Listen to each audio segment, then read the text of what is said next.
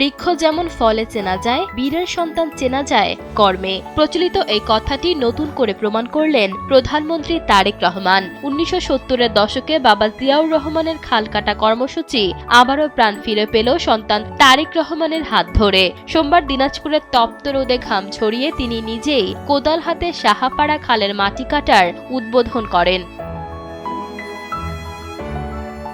নির্বাচনী ইশতেহারে দেওয়া অঙ্গীকার বাস্তবায়নে সরকার যে বদ্ধপরিকর তার প্রমাণ মিলেছে দায়িত্ব গ্রহণের মাত্র 1 মাসের মাথায়।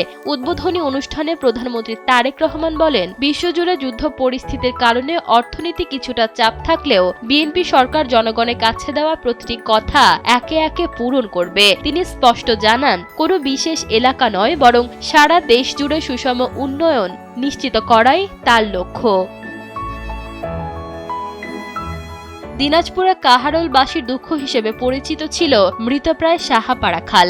একসময় খরস্রোতা জলাধারটি পলিতে ভরাট হয়ে মডার্ন ফাঁদে পরিণত হয়েছিল, যার প্রভাব পড়ছিল স্থানীয় কৃষিতে। সেই দুর্দশা ঘোচাতেই সরকার খাল খননের উদ্যোগ নিয়েছে। খনন কাজ শেষে প্রধানমন্ত্রী একটি গাছ লাগান, যা সুজলা সুফলা ও সবুজ বাংলাদেশের এক জোরালো বার্তা বহন করে। সরকারের এই উদ্যোগ কেবল একটি খাল খননেই সীমাবদ্ধ নয়, এটি একটি বিশাল কর্মযজ্ঞের অংশ। পাইলট প্রজেক্টের আওতায় আগামী 6 মাসের মধ্যে সারা দেশে 1200 কিলোমিটার খাল খননের লক্ষ্যমাত্রা নির্ধারণ করা হয়েছে। সরকারের 5 বছরের মেয়াদে মোট 20,000 কিলোমিটার খাল খনন ও সংস্কার করার এক মহাপরিকল্পনা হাতে নেওয়া হয়েছে, যা দেশের কৃষিখাতে এক অভাবনীয় বিপ্লব বয়ে আনবে বলে আশা করা হচ্ছে।